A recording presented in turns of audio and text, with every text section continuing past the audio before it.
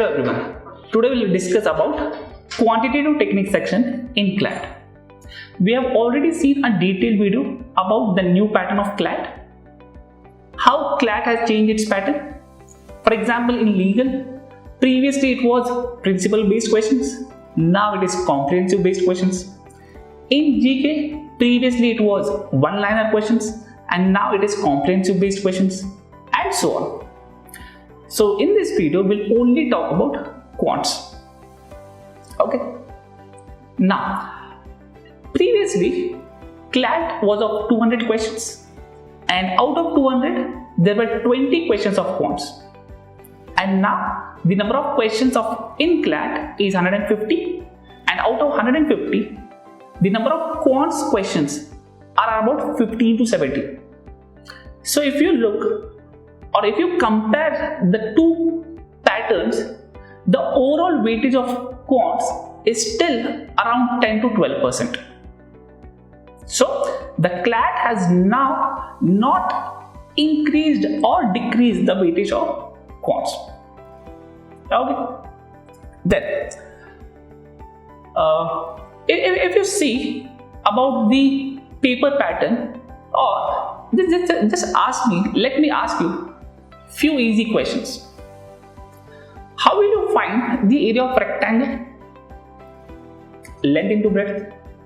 Area of circle? Pi r square. Perimeter of a triangle? Sum of all the sides. Perimeter of a circle? It is 2 pi r.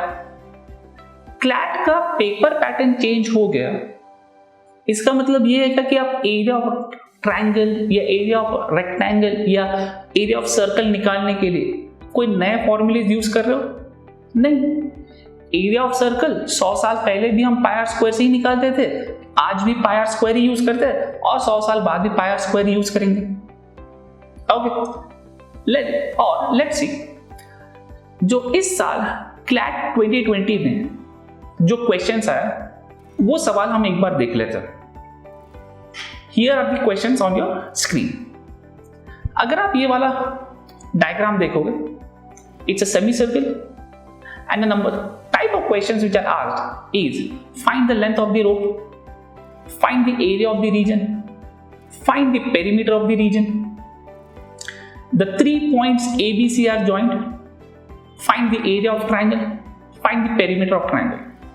तो यहां पर CLAT ने क्या नया पूछा है जो पिछले 10 साल में CLAT ने नहीं पूछा? लेट्स से इसी का दूसरा सवाल. आप सभी को वॉल्यूम ऑफ क्यूबॉइड निकालना आता है. Volume of cuboid length into breadth into height, right. Total surface area, total surface area I hope सभी को पता है. राइट वॉल का एरिया, लेफ्ट वाली वॉल का एरिया, फ्रंट वॉल का एरिया, बैक वॉल का area. This is total surface area, right. And अब इन सवालों को देखते हैं. यहां पर एक रूम में बेड रखा हुआ है, टेबल रखे हुए, टेबल पे बुक्स रखे हुए और हर एक का डायमेंशन दिया हुआ. अब CLAT में सवाल ये पूछा है, find the area which is uncovered. So आप लोग क्या करोगे? एरिया ऑफ द बेड निकालोगे, एरिया ऑफ द टेबल निकालोगे, total area of the room निकालोगे, सबट्रैक्ट करोगे. Find the number of tables. कैसे निकालोगे? एरिया ऑफ रूम निकालोगे, एरिया ऑफ टेबल निकालोगे और वैसे कितने टेबल्स रूम में बैठ सकते हैं, right. Find the number of books, which means आपको यहां वॉल्यूम पूछा है. Volume length into breadth into height. So what I am trying to say is, यहां पर CLAT ने अपना पेपर पैटर्न चेंज नहीं किया.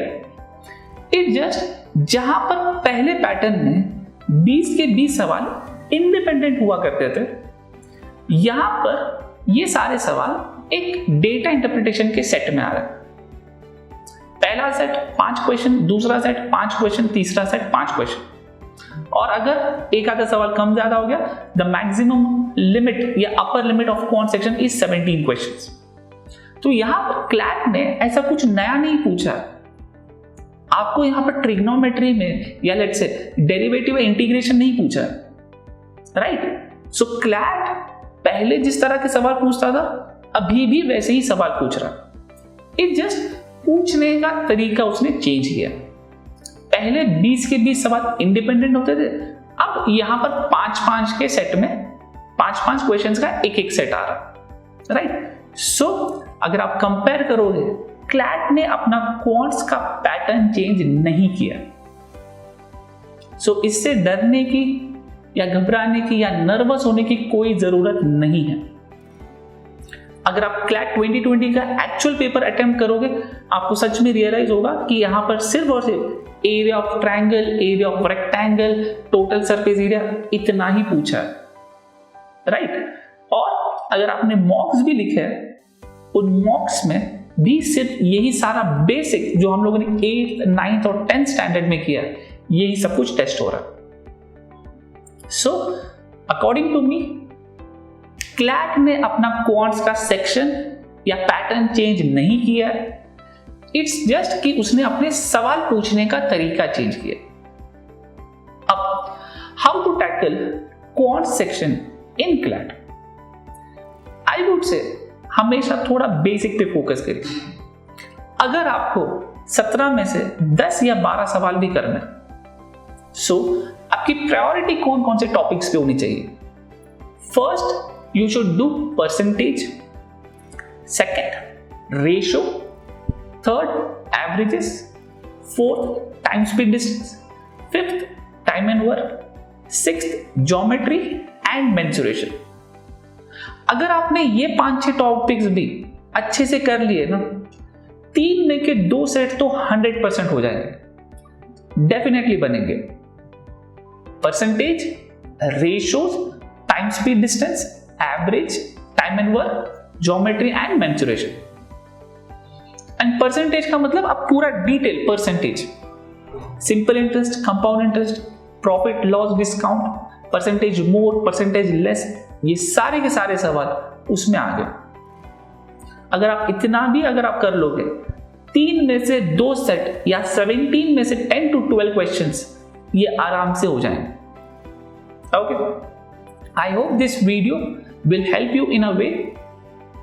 Okay, प्रायोरिटी बेस्ड देखिए कि आपको प्रायोरिटी कौन कौन से टॉपिक्स पे करना है, एंड अगर आप इतने सारे टॉपिक्स भी कर लोगे, आपके सवाल, आपका क्वांट वाला सेक्शन इजीली क्लियर हो जाएगा, right. So thank you, see you in the class.